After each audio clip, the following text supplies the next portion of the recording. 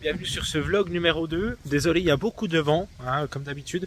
Du coup, je bivouac à Saint-Privat. Je vous ai pas dit dans le premier vlog parce que j'avais pas le temps. En fait, je peux pas faire des vidéos de 30 minutes parce que sinon j'ai pas le réseau.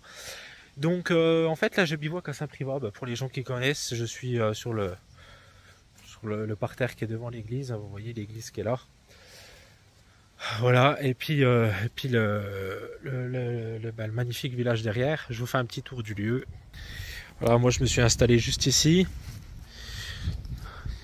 Il y a l'église qui est là, qui est juste magnifique. Là-bas, vous avez un paysage fabuleux. Et puis là, vous avez la ville. Voilà. C'est vraiment sublime. Donc du coup, comme je vous ai dit dans le vlog d'hier, j'ai été boire une petite bière au bar. Il n'y avait personne. Je pense que là, c'est la saison des pèlerins, elle est vraiment finie. J'ai vu personne sur le chemin, il n'y avait personne au bar. Enfin, vide. Et puis voilà. Donc là, en fait, vous savez, je monte ma tente avec mes bâtons de marche.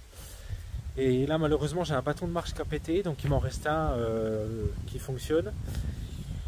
Faut prier pour qu'ils tiennent en fait, parce que sinon je sais pas comment je vais terminer et je sais pas comment je vais continuer en fait.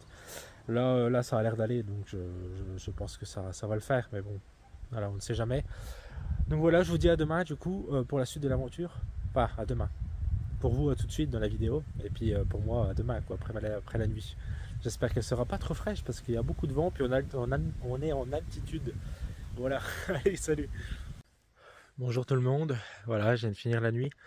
C'était une bonne nuit, je vous expliquerai un peu tout ce qui s'est passé durant la nuit après sur le chemin, comme vous verrez plus. Là je voulais en profiter pour vous montrer un peu le bivouac, vous dire ce que je fais, ça peut aider aussi les gens qui commencent. Ce que je fais quand il pleut pas, et puis quand j'ai du matériel en fait qui est en duvet et qui a pris un petit peu l'humidité, en fait quand je me lève ici à ma tente. Là j'ai la chance d'avoir une table, mais si j'ai pas de table c'est pareil, je mets sur la tente, je trouve un endroit. Et en fait je viens faire sécher mon duvet pendant que je déjeune, je viens faire sécher le matelas pendant que je déjeune. Et en fait je viens faire sécher tous les trucs qui sont un peu humides, ils sont pas mouillés mais ils sont un petit peu humides de la nuit, voilà c'est normal. Et je viens faire sécher ça, comme ça en fait avant de les remettre dans le sac de compression. C'est quand même plus déjà plus hygiénique parce que ça évite de sentir l'humidité dans le sac, et puis ça abîme moins votre duvet, et puis quand vous allez revenir le soir dans votre sac de couchage, il sera vraiment il sera bien quoi, il sera pas humide, il sera pas froid, voilà. Donc voilà ce que je vous invite à faire. Ensuite j'ouvre en grand la tente, et puis j'essaye de faire enlever un peu la condensation et l'humidité de la tente. Voilà. Bon, je suis parti de Saint-Privat du coup. Là, je suis à 5 km 800 de Monistrol de l'Allier. Là-bas, il y a une poste. Je la connais parce qu'on avait renvoyé des affaires à l'époque. On était parti avec trop d'affaires en fait. Donc là-bas, je la connais. Je sais que cette étape, elle monte bien pour aller direction Saugues, je crois. Par contre, Saugues, il n'y a que 19 km, donc je pense que je pousserai un petit peu plus loin quand même, parce que 19 là, ça fait pas assez. Et puis voilà. La nuit a été très bonne. La nuit a été bonne, franchement. J'ai eu un petit peu froid vers 14h. Mais vers 14h, vers 2h du matin. Mais c'était un peu de ma faute. C'est qu'hier, je me suis endormi à moitié dans le sac de couchage. Donc quand je me suis réveillé, en fait, j'étais quasiment pas couvert, quoi. Donc voilà. Et puis voilà. Et puis du coup hier, je crois que vous avez vu quand je dis, désolé, je regarde pas trop la caméra, mais il y a plein de, voilà. Vous avez vu hier quand je me moque un peu de mon père en disant que il a cassé ses bâtons parce qu'il tapait dessus comme un fou et tout. Et bien hier j'ai cassé un de mes bâtons. Mais pas pareil en fait, vous savez, c'est des bâtons 3 brins qui se replient. C'est pratique quand vous voulez aller dans les transports en commun et tout, vous pouvez le mettre dans le sac, ça gêne pas et c'est vraiment bien. Et puis hier j'ai tiré un petit peu trop fort je pense. Et puis je l'ai cassé, donc sur la même étape que mon père. Donc voilà. Voilà, c'est que ça va faire rire. Donc là en fait, après ça me fait rire oui et non, parce que je monte ma tente avec mon bâton de marche. Donc là il m'en reste un qui est bon. Et du coup je l'utilise pas. Parce que s'il pète, Je suis dans le caca. Donc je l'utilise pas.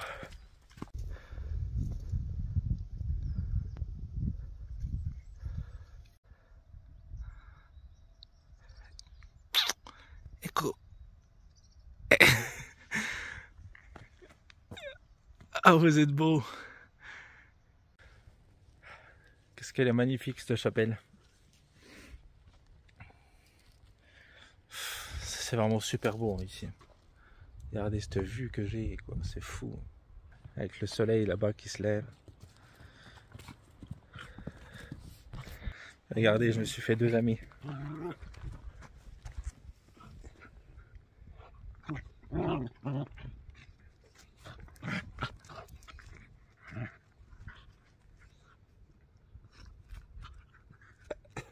Bon, j'y vais les copains. Ouais, allez, on y va.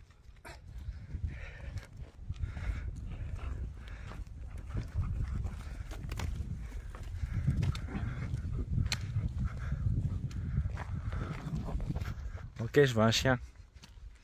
L'amour, je veux un chien. Je veux celui-là de chien. Je les veux les deux. Ils sont trop beaux. Ouais, voilà.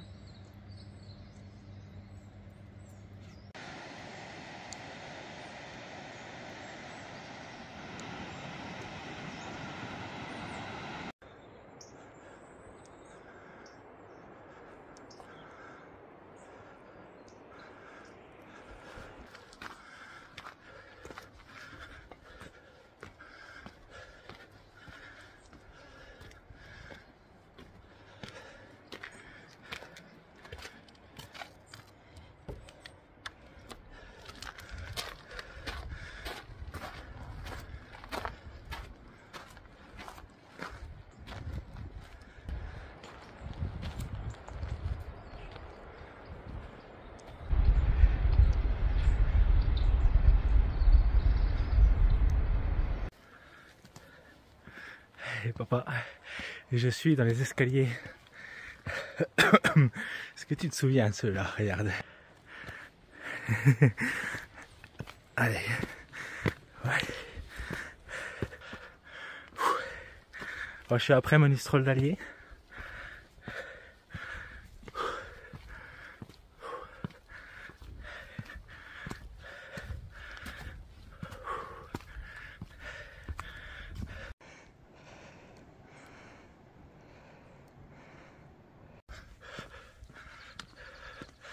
Bon, je sais pas si vous me voyez, je suis en contre-jour. Ouais, au pire c'est pas grave. Je suis illuminé par le soleil. Tellement que je suis sage. Bon, je vous ai pas repris, ça fait un moment. En fait, là, j'ai marché pendant une bonne heure avec quelqu'un, avec une pèlerine. Une belle rencontre. La première rencontre du chemin. Puis après, là, on s'est séparés juste avant la montée de Monistrol d'Allier, vous savez, pour ceux qui connaissent. Après le pont Eiffel, il y a une très grosse montée. Et puis, voilà, pour pas casser le rythme, que ça soit d'elle ou de moi, moi j'ai continué. Et puis voilà. Bon, de toute façon, sur le chemin, au final, on se recroise toujours un jour ou l'autre. Donc, sûrement que je la recroiserai, sûrement que je la recroiserai pas. Je sais pas, c'est comme ça. C'est ça qui est beau dans les rencontres du chemin, c'est que on sait jamais en fait. Belle rencontre, ouais, on a bien parlé. C'était son premier chemin, donc il ne connaissait pas la montée là juste après Monistrol. Et moi je la connaissais, donc j'avais anticipé. Je savais que voilà, je savais que ça montait bien. Après ça va, hein, ça monte quoi, tranquille. Là je vais vous montrer où j'étais ce matin. Bah, où c'est que j'ai rencontré du coup la personne avec qui j'ai marché. Moi j'étais à la chapelle là-bas. Et dans la descente en fait, elle descendait. Du coup on a parlé, on était jusqu'à Monistrol, donc un petit peu moins d'une heure. Et je vais vous montrer du coup où j'étais. Si vous voyez la chapelle là.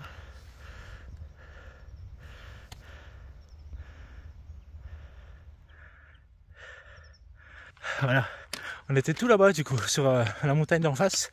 Et on fait tout le tour en fait à part les montagnes qu'il y a derrière moi. Voilà.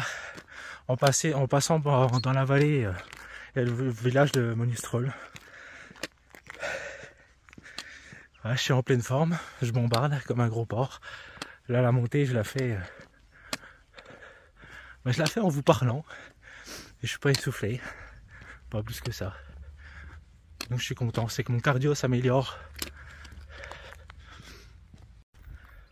Qu'est-ce que c'est beau.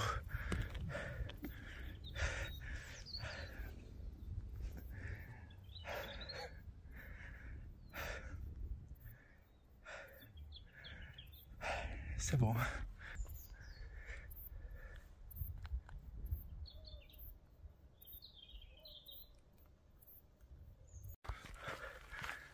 Là l'idée ça serait d'arriver à Saulx vers midi. Comme ça je peux m'acheter de la bouffe. Ça je peux m'acheter de la bouffe en fait pour demain, parce que demain c'est dimanche. Il n'y aura rien d'ouvert. Et puis après continuer un peu pour trouver un bivouac un petit peu plus loin de Saulx. Voilà. Au niveau de la batterie pour vous faire les vidéos ça va encore. Peut-être que je devrais prendre un gîte, pas ce soir, peut-être demain, pour pouvoir recharger un bon coup. Parce que là je m'arrête dans les églises de temps en temps. Mais voilà quoi, je m'arrête pas longtemps. Je m'arrête 10 minutes donc ça recharge quoi, 10%, donc c'est pas. Ça va être compliqué. Pour vous mettre en ligne les vidéos, c'est de votre faute. Non mais pour vous mettre en ligne les vidéos, ça m'use au moins 40% de batterie. Je vous assure c'est horrible. Mais bon, je trouve ça sympa de partager l'aventure en direct.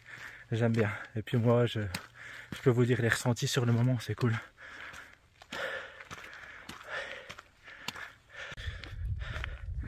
Je vais répondre à une question que j'ai eue dans les commentaires et que je trouve intéressante.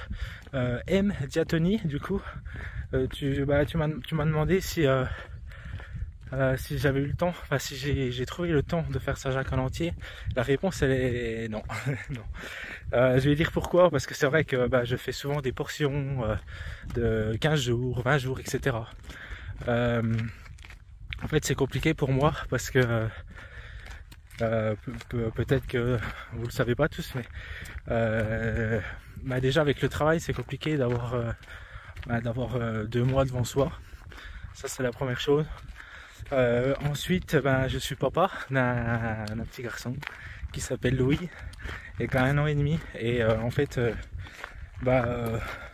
j'ai pas envie de le laisser trop longtemps. Donc en fait 15 jours ça me suffit, voilà, ça me suffit pour trouver ce que je viens chercher sur les chemins. Ça me permet de faire des belles portions, de rencontrer des belles personnes. Et je pense que de toute façon, tant qu'il ne sera pas plus grand, je partirai pas sur des aventures beaucoup plus longues. L'année prochaine, si je vais partir sur une aventure un petit peu plus longue, mais ça sera pas 2 mois. C'est trop long en fait. Il a 1 an et demi et bon voilà, après il cherche son père et puis voilà, moi après mentalement je pourrais pas rester trop longtemps sans lui et puis bien entendu sans ma copine Anaïs et puis voilà, c'est un peu compliqué, donc non, je le fais pas en entier, voilà, je le fais pas en entier, je le fais jusqu'à ce que j'en ai marre, voilà. Ça peut être 1 semaine, ça peut être 10 jours, ça peut être 3 jours, enfin non pas 3 jours, faut pas abuser, mais voilà, dans l'idée je m'arrête quand j'ai envie de m'arrêter, voilà. Je savais pas que sur le chemin de Saint-Jacques, je sais pas si vous voyez là-bas, quelque part là, je savais pas qu'il y avait des patous ici. Bah voilà, vous l'entendez. Un beau patou. Mais il me fait pas peur celui-là parce qu'il est il est en cage, on va dire.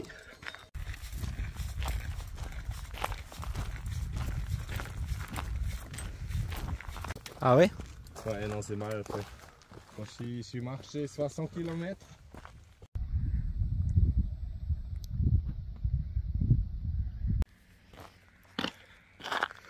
Donc là, je viens d'arriver à Saugues. Magnifique sculpture de toute beauté. Je vais pousser au village d'après à 7 km, je pense, aujourd'hui, pour aller dormir là-bas, parce que là, il est 13h30 et c'est déjà un petit peu trop tôt pour m'arrêter. Après, je vais me faire un peu chier, donc je vais continuer à la Cluse, je crois, si je ne dis pas de bêtises. Voilà. Tout se passe bien, j'ai rencontré des pèlerins, je marche avec quelqu'un là depuis tout à l'heure. Et puis voilà. Alors là, papa, est-ce que tu te souviens ici, je suis à Saugues, juste là. Et regarde où c'est que je suis. Là.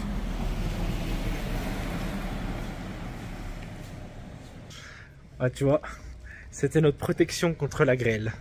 Et du coup, ça me fait plaisir de repasser devant. Là, aujourd'hui, j'ai la chance, il fait beau, contrairement à nous quand on est passé, du coup. C'est que je vais...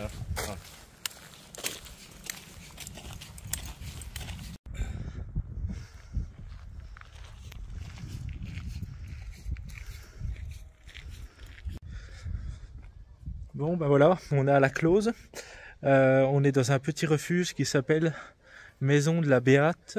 Béaté. C'est génial. Et on a l'eau potable juste ici, là. Là. Et puis là, il y a les toilettes, donc c'est top. Et puis, il y a un petit terrain devant, on va dormir dedans, donc pas besoin de monter les tentes ce soir. Aujourd'hui, j'ai été un petit peu moins présent parce que je suis accompagné. Est-ce que tu vas apparaître ou pas? Ouais. Je suis accompagné du coup Victoire. de Bjorn, voilà. Et du coup ça fait 4 heures qu'on marche ensemble. Puis là on va dormir là, on va dormir ici, voilà. Et puis du coup je vous reprends demain. Demain je crois que je vais aller en gîte au Sauvage. Donc si vous avez des indications pour le Sauvage, des conseils, n'hésitez pas en commentaire, je suis preneur. Sur le tarif, sur est-ce que c'est bien, pas bien, est-ce que c'est propre, etc.